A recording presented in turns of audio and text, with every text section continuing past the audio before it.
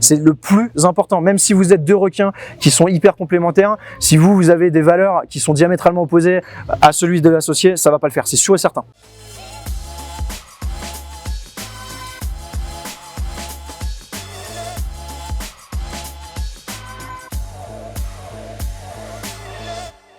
Bonjour à toi et bienvenue dans cette vidéo dans laquelle j'ai l'immense privilège de recevoir un invité de marque. Je vais te le présenter tout à l'heure. C'est quelqu'un qui a un business dans le VTC où il a vraiment cartonné. Il a des résultats super inspirants et actuellement, fort de ce succès en fait, il est en train de se lancer sur un nouveau marché. Il va se présenter, il va nous dire un tout petit peu son parcours et ensemble nous allons voir les clés qui lui ont permis aujourd'hui d'avoir un business à succès et de pouvoir en sus se lancer dans un nouveau business. Donc sans plus tarder, Robin, bonjour. Yes, merci pour l'invitation, ça me fait très plaisir. Je suis très content en fait de t'accueillir parce que tu fais partie des personnes que je suis en fait sur internet depuis un moment.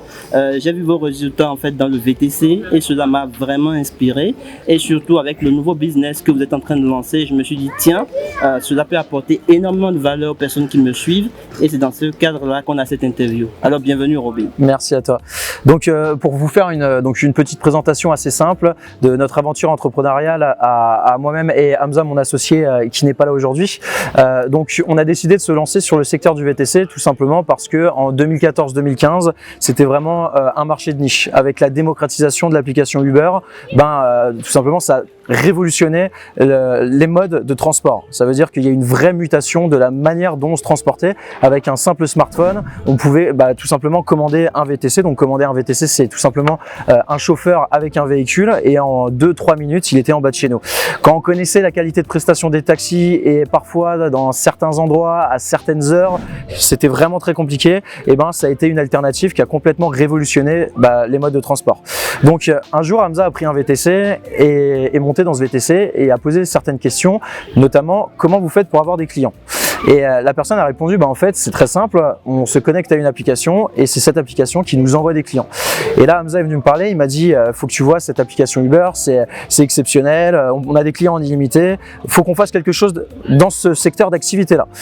Donc du coup en fait pour nous l'idée était très simple, ça a été de faire financer des véhicules, de mettre des chauffeurs dessus et de les faire travailler sur l'application et puis à terme de travailler avec une clientèle privée, donc des clients privés particuliers ou alors tout simplement d'avoir des contrats avec des sociétés. Donc on s'est développé assez rapidement, on a voulu partager notre expérience et beaucoup de personnes en fait étaient demandeurs de conseils sur la manière dont on avait procédé pour lancer notre activité et tout simplement la développer. Et donc on a créé un blog, on a créé une chaîne YouTube et on a proposé des formations physiques tout simplement pour partager notre expérience et leur donner les outils, les bagages nécessaires pour démarrer dans les meilleures conditions et se développer. Lors de ces formations physiques, il y avait des personnes qui nous posaient des questions comme est-ce que vous avez un cabinet d'expertise comptable à nous recommander, parce que lorsqu'on est VTC, on a besoin de créer une société et donc quand on a une société, on a une tenue de comptabilité obligatoire.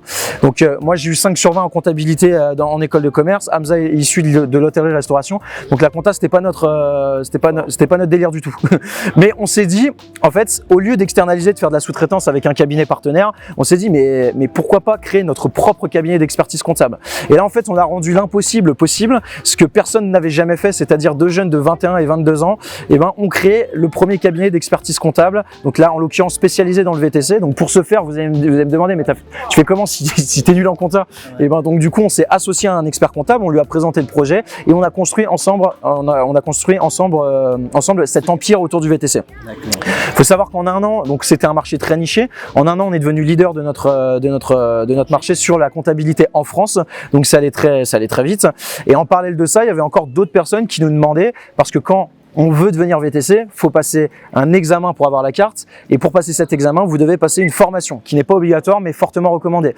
Et là pareil, des personnes nous demandaient est-ce que vous avez une école VTC à nous recommander? Oui, on en a une, jusqu'au jour où on s'est dit internalisons le processus, créons un empire, créons une chaîne de valeur, créons un écosystème qui va littéralement tabasser la concurrence. Ce qu'on a fait, parce qu'il faut savoir qu'on avait en tout, entre les cabinets d'expertise comptable, des mecs qui essaient de lancer des business en ligne sur le VTC, des mecs qui proposaient des formations physiques et des écoles, on avait une quinzaine de concurrents. Je vais te poser la question, à ton avis, il en reste combien aujourd'hui? Pas grand monde. Zéro. Je ne connais que vous. Voilà.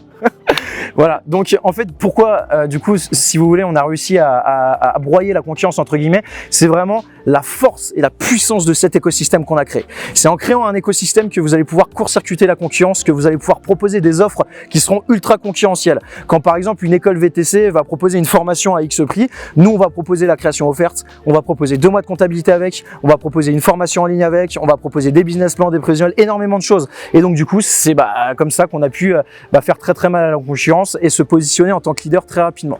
Après ça, les formations physiques sont devenues des formations dématérialisées pour proposer au plus grand nombre et tout simplement pour qu'on puisse accompagner de manière encore plus qualitative parce que forcément, il n'y a plus la limite de temps forcément physique vu qu'elle est dématérialisée qui est entrée en jeu et donc du coup ce qui nous a permis de vraiment créer déjà une image et une identité très forte grâce à la chaîne YouTube. Aujourd'hui je pense qu'il y a plus de 90% des VTC en France qui nous connaissent parce qu'on a vraiment travaillé sur le branding, le personal branding autour de Hamza et moi-même et du coup ce qui a permis vraiment de créer un réel écosystème avec toutes les différentes offres qu'on a créées. Ok, génial, c'est super. Dans ton intervention déjà je vois beaucoup de niaque quoi. D'envie vraiment parce que là ce que je vois et beaucoup de gens ne savent pas, c'est que souvent les entrepreneurs qui réussissent, ils réussissent pas forcément au premier coup. C'est-à-dire qu'ils ont démarré avec une activité peut-être qui a moins bien fonctionné, mais ça leur a permis de connaître les bases et après de connaître le succès. Et dans ce que tu as dit tout à l'heure, tu as dit, écoute, Hamza a pris un Uber et puis il est venu me voir. C'est-à-dire que votre partenariat datait de bien avant. Bien sûr. Donc voilà. Donc en fait, cette phase-là où vous étiez ensemble déjà, vous faisiez quoi? Alors du coup, déjà simplement pour rebondir sur ce que tu viens de dire, et ça je pense que c'est vraiment quelque chose qui est extrêmement important, voire même s'il y a une chose que vous devez retenir de cette interview, je vais vous le dire, dans la vie, c'est vraiment aujourd'hui quelque chose que nous, ça fait partie de nous, soit on réussit, soit on apprend. L'échec n'existe pas, l'échec il est dans votre tête. L'échec ça consiste à avoir un genou à terre, tomber par terre et ne pas se relever. Vous pouvez échouer 1 milliard de fois, tant que vous vous relevez, ça n'est pas un échec. Vous apprenez de vos erreurs. Vous apprenez pour mieux réussir encore. Et ça, c'est extrêmement important de le comprendre. Complètement. Très important. Parce que pour les gens qui démarrent, en fait, ils ont des difficultés, ils rencontrent des difficultés. Et souvent, lorsqu'on a un entrepreneur à succès, on ne voit que là où il est en ce moment précis. On ne voit pas en fait tout le parcours en fait qu'il a eu. Et souvent, les gens se disent, mais tiens, je ne serai jamais comme lui, il est trop avancé, je ne m'identifie pas suffisamment à lui.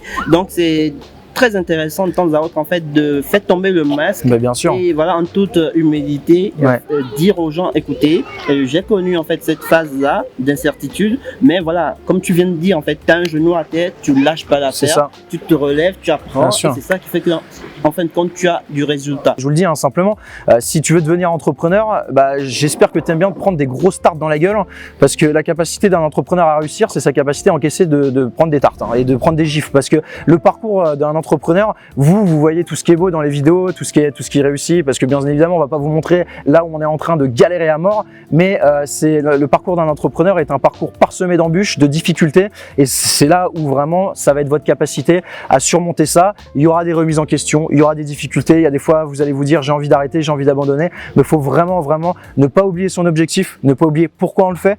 Encore sur cette notion de why, de pourquoi. Si vous n'avez pas de pourquoi, si vous savez pas concrètement pourquoi vous faites ça, et si votre pourquoi c'est par exemple gagner de l'argent, vous allez voir que vous allez être limité et vous allez avoir une barrière qui va se mettre entre vous assez rapidement. Avoir un why, avoir un pourquoi puissant pour se souvenir de pourquoi on fait ça et pour ne jamais abandonner, c'est très important. Absolument, puisque là on parle vraiment de mindset, de développement personnel.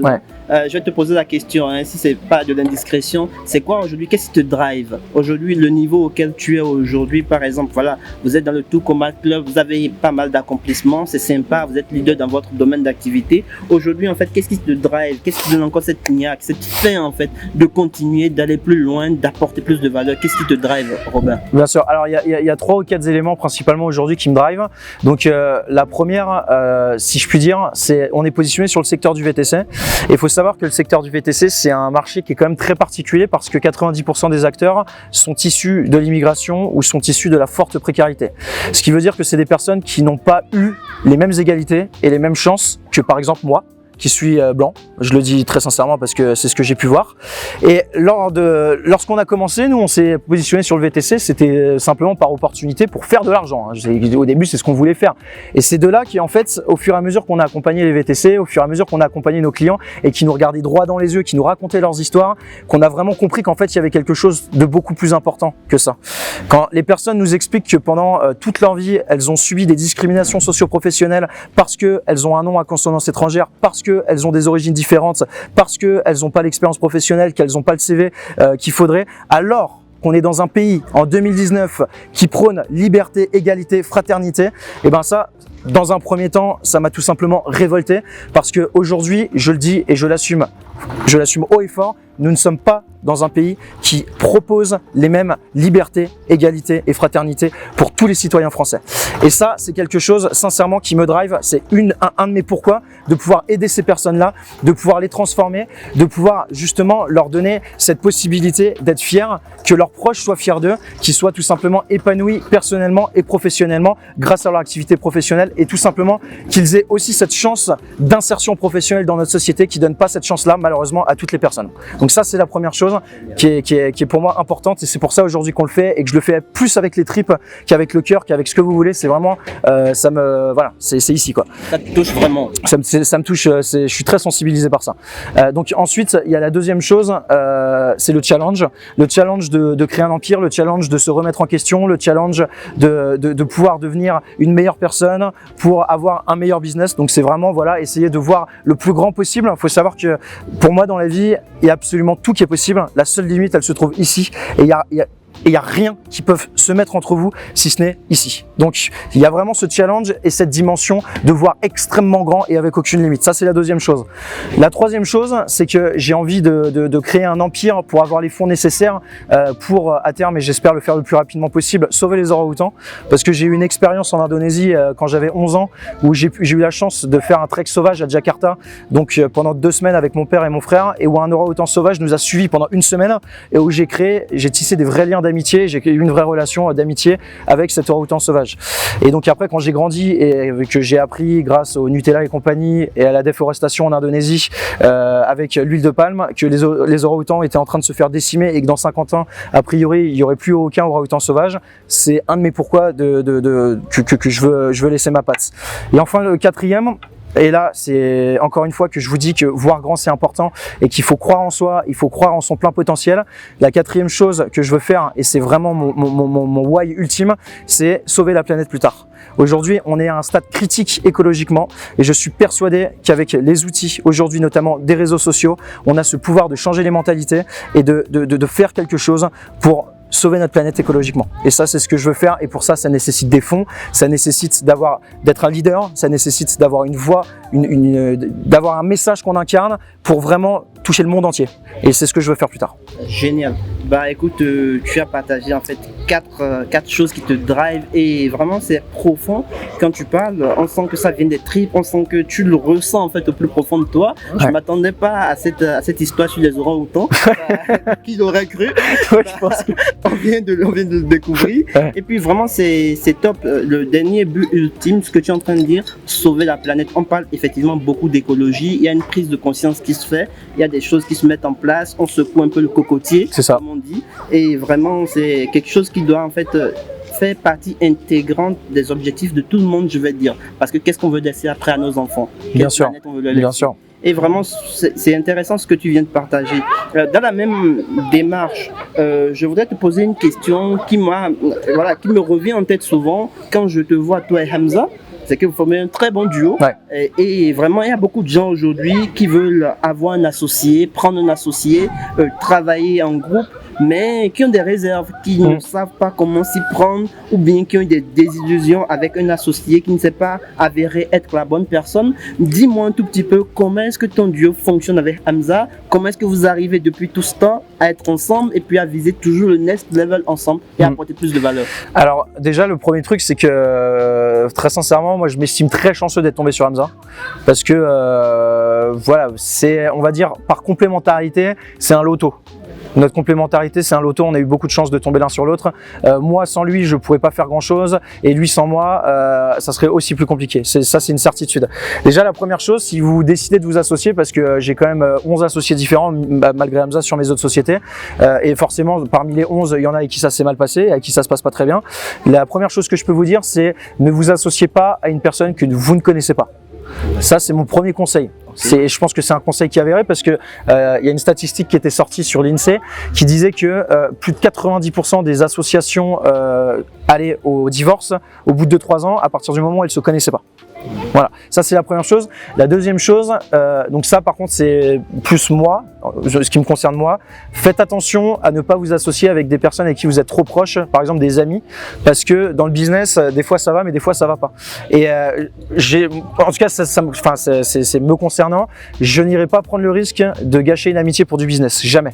Jamais, jamais, jamais. Donc voilà, faire attention à ça. Maintenant, je pense que voilà, les dernières associations que j'ai faites, ça a toujours été voilà, j'ai été présenté par recommandation à cette personne, j'ai pris le temps de la voir, on allait plusieurs fois au restaurant, on a vu si déjà personnellement ça pouvait matcher, si on était alignés, qu'on avait les mêmes valeurs. C'est le plus important, c'est les valeurs. C'est le plus important. Même si vous êtes deux requins qui sont hyper complémentaires, si vous avez des valeurs qui sont diamétralement opposées à celui de l'associé, ça va pas le faire. C'est sûr et certain, ça va pas le faire. Donc ça, c'est important. Et maintenant avec Hamza, là où on est très complémentaires, c'est que lui, il va s'occuper de tout ce qui est le back-end, et moi, je vais m'occuper de tout ce qui est le front-end. Ça veut dire que l'identité, ça veut dire que l'image, c'est moi qui vais être, c'est moi qui vais, par exemple, faire tout ce qui est vidéo, c'est moi qui vais faire toute l'animation des ventes, c'est moi qui vais vraiment travailler sur le branding de la marque, sur le personal branding, c'est moi qui vais faire en sorte d'attirer un maximum de trafic, un maximum de prospects pour les transformer en clients. Et à partir du moment où ils sont transformés en clients, moi, j'en entends presque plus parler. C'est Hamza qui va faire en sorte derrière, avec donc la mise en place de processus, de process et de stratégies opérationnelles, management des équipes, et qui va faire en sorte que derrière, et du coup, la promesse soit délivrée et que le service soit délivré. Donc du coup, ça c'est sur la partie professionnelle, et sur la partie personnelle, on est extrêmement complémentaires, parce que moi je suis une putain de fusée, voilà. Et franchement, j'imagine que ça doit être compliqué au quotidien de pouvoir voilà, être avec moi tous les jours. Je le dis parce que je le pense. Et Hamza, lui, c'est vraiment la force calme, et du coup qui temporise, et vraiment qui prend le temps, voilà, d'analyser, et qui est très complémentaire en fait à mon énergie, et qui la canalise parfois. Et ça, c'est très important. Et même ça rassure aussi beaucoup de prospects et beaucoup de clients, hein, de voir qu'on est vraiment très complémentaires à ce niveau-là. Il y a aussi un autre truc, c'est que Hamza aussi me laisse être sur le devant de la scène. Il a cette intelligence-là aussi. Moi, je sais il n'y a pas de conflit de leadership. Il n'y a pas de conflit d'ego. Alors que je sais que moi, par exemple, s'il y avait un deuxième moi qui essaierait de prendre le lead, etc., j'ai plus d'ego que lui, je le sais, ça me ferait chier. Ouais. Et du coup, ça serait une énergie négative et ça serait pas bon, quoi. Donc du coup, en fait, il y a vraiment une intelligence de l'association au niveau de compétences, et surtout au niveau personnel. Parce que maintenant, ça fait 5 ans qu'on travaille ensemble, on est comme des frangins, on est des frères, hein, aujourd'hui. Hein. On a créé tous nos projets ensemble, et a priori, je vois pas pourquoi on créerait pas tous les futurs ensemble. Enfin, en tout cas, c'est parti pour clairement, quoi. Génial. C'est super ce que tu viens de partager. On en revient encore à l'aspect humain. Ouais. C'est-à-dire que du business pour du business, c'est pas vraiment intéressant, mais du business qui a un sens. Et il y a Gaston, Last, qui disait tout à l'heure, en fait, il n'y a rien de plus humain que le business en ligne. C'est-à-dire qu'au final, on revient en fait à l'humain, à la personne. Est-ce qu'on partage les mêmes valeurs? Est-ce qu'on va dans la même direction avant de parler de business? C'est ça. Donc si je paraphrase un peu ce que tu viens de dire là, ce que je retiens principalement en fait, c'est est-ce que tu t'entends avec la personne? Est-ce que vraiment, s'il n'y avait pas de business, est-ce que vous seriez ensemble en fait? S'il n'y avait pas de business, est-ce que vous seriez ensemble? C'est génial. Et puis effectivement, j'ai pu vous suivre, et ça conforte en fait tout ce que je pensais de votre association, et je pense que ça va aider les personnes aujourd'hui qui sont en train de douter. Est-ce que je m'associe? Est-ce que je reste seul ou pas? Mais dis-moi, selon toi, quelqu'un qui fait un business seul et quelqu'un qui est associé, qu'est-ce qui va plus vite? Il n'y a pas photo. Je vous le dis clairement, parce qu'aujourd'hui, j'ai des sociétés où on est 2, j'ai des sociétés où on est 3, j'ai des sociétés où on est 5. De toute façon, vous connaissez le dicton, hein, seul on va vite, ensemble on va loin. En fait, c'est même pas vrai. En fait, ensemble on va vite, ensemble on va loin. C'est juste simple. Et je peux vous dire que vous allez Mais en fait, c'est déjà en termes de développement, de croissance de votre activité, vous allez aller beaucoup plus vite. Et après, il y a une deuxième chose qui est quand même vachement importante à prendre en compte, c'est que tout seul, c'est super dur. Franchement, être entrepreneur aujourd'hui en France, c'est super dur. Pour moi, c'est super dur pour 2 raisons. La première, c'est que quand vous allez devoir surmonter des échecs, et il y en aura, ça va être compliqué. Et là, j'aime bien faire référence au fameux on pourrait comparer ça, j'appelle ça le syndrome du DST. Vous vous souvenez quand vous étiez à l'école et qu'il y avait un devoir à faire à la maison, et du coup, la prof, elle arrive et elle vous dit, est-ce que donne-moi ton devoir. Et là, vous lui dites, je l'ai pas fait. Et du coup, c'est chiant. Et là, vous espérez qu'une seule chose, c'est que votre pote à gauche, il l'ait pas fait non plus. Ça change absolument rien dans la finalité, mais au moins, vous n'êtes pas dans la merde tout seul. Vous partagez cette merde ensemble. Et ça, ça allège d'un poids. Ça, c'est la première chose. Et la deuxième chose, nous, on adore fêter nos victoires. Ça veut dire pour n'importe quoi, bam, vendredi, champagne direct. Et du coup, ça serait quand même vachement triste de péter le champagne tout seul. Complètement, parce que là, ils sont concernés. Ils font partie de votre boîte. En fait, c'est ça. Ils s'identifient à votre boîte. C'est plus votre chose à vous, c'est plus votre boîte, mais c'est notre boîte. Exactement. Pour eux, en fait. Exactement. Ils sont complètement impliqués. C'est ça. Là, effectivement, vraiment, ils vont vous soutenir et vous aider, en fait, même dans les situations les plus difficiles. Exactement. Écoute, ça m'a fait super plaisir de te recevoir. Également, partager. Interview. Et vraiment, tu as partagé de très bonnes clés depuis le passage du VTC actuellement à votre nouveau business, en passant par l'état d'esprit. Très important. C'est le plus important de toute façon. Voilà, l'état d'esprit, c'est ce qui va vous permettre en fait d'aller loin. La technique, c'est 20%, comme on dit souvent, de la réussite. L'état d'esprit, 80%. Et là, tu as vraiment un super mindset. Et vraiment, j'ai hâte d'être à l'année prochaine. Et puis que tu me dises que vous avez encore fait le truc au Mat Club avec le nouveau business. Ça me fera super. Le X. Le X, qu'est-ce que vous visez maintenant? L'année prochaine. Yes. Top. Merci à toi. Merci beaucoup, ça m'a fait super plaisir. Et puis on se dit à la prochaine. Ça marche. Une nouvelle interview. Ça marche, à bientôt. Ciao. Bye bye. Écoutez, au revoir.